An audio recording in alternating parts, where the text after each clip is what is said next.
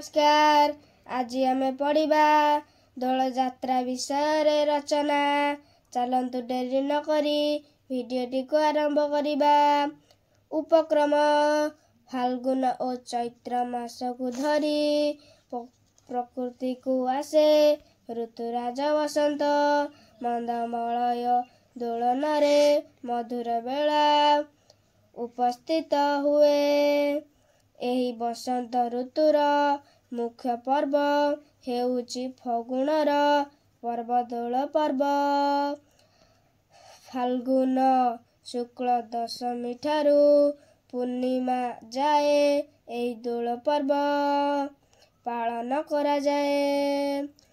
पूर्णमी ठारू आउ 5 दिन धरी एही पर्व पालन करा जाए।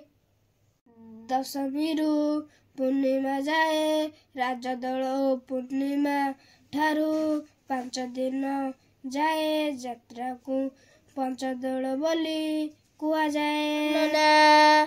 पुराण वर्णना अनुसार भगवान श्रीकृष्ण एक राक्षस को वध करिथिले। तेणु लोक माने एहाकू आनंदर पर्व परी पालन करिथिले।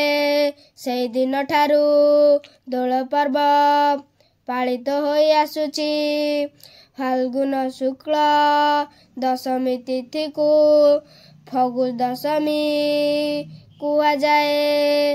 एहा परे पूर्णिमा पर्यंत श्री राधा और श्रीकृष्ण का मूर्ति को विमान रे बसाई विभिन्न स्थान को निया जाए। सज्जित विमान को धरी आनंद रे लोक माने संकीर्तन करती। भोग खाई खाई ठाकुर माने फेरती। पूर्णिमा दिन विमान रे ठाकुर को बसाई झूला जाए। दोल दशमी रे आंब कसी प्रभु समर्पण करा जाए। ठाकुर निकट रे नूतन पांजी पड़ा जाए। अबीर खेल हुए मुंड ओ मुहरे अबीर बोली आनंद रे नाची उठंती समस्ते।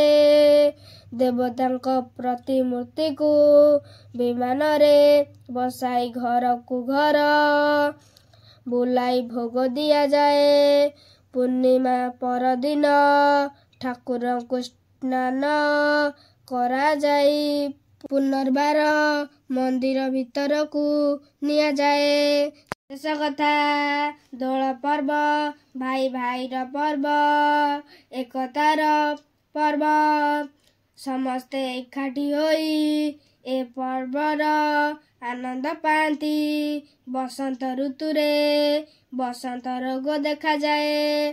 अबीर चर्म रोगरू आमको सुरक्षा दिए।